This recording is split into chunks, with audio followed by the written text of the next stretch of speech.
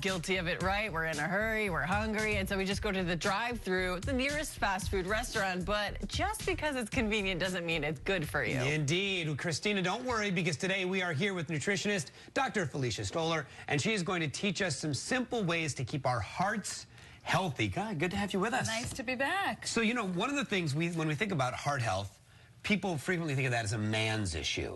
Right. But it's not. It's very much a woman's issue as well. It's, well, everybody, right? So heart disease is still the #1 killer in this country. Wow. Among men and women. I know that we all fear cancer, but heart disease really is the #1 killer. And the truth is there's so much that we can do to prevent heart disease and to prevent having some kind of cardiac incident. Not to take away the fact that some people have it sort of in their genes. Yeah, I mean, that's something history. that in my family history, there's a lot of heart disease. So all the things we're going to talk about today are all the things that I do because I want to avoid that. I want to prevent it.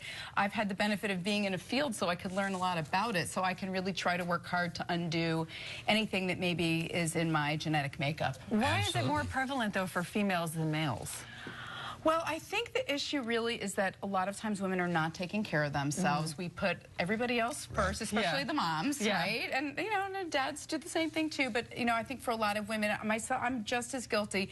This year, I decided this is the year I'm going to make sure I get all those extra doctor's appointments that I've sort of put off. Right. So it's about making the time to take care of ourselves. Go down the checklist. And I think we're a little bit more stressed out than men are because we feel like, especially working moms, feel like there's a lot more on our plate, so there's a lot more stress. Right. Well, let's start. We hear a lot about trans fatty acids, too, to avoid those, right? Right. So luckily, a lot of food manufacturers have reformulated their foods so they have a lot less trans fats in them. But what we hear a lot about now are, you know, that you can eat fat. And we also hear a lot about the tropical oils. So I brought some coconut oil spread to show you. And ironically, this one happens to also be made with palm fruit oil, which is something that I love to talk about. So I brought this Malaysian palm fruit oil here, which is also found in Nutella. It's found in Luna bars. It's also found in Smart Balance. Has the right amount of saturated to polyunsaturated fats that's good for your helping to, again, lower your cholesterol. We can't say enough about it. I know the dietary guidelines came out and they spoke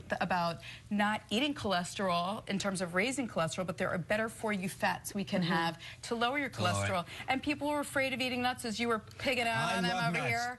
Nuts are great for you. And what's really nice about nuts is that they provide you with some feelings of fullness or satiety.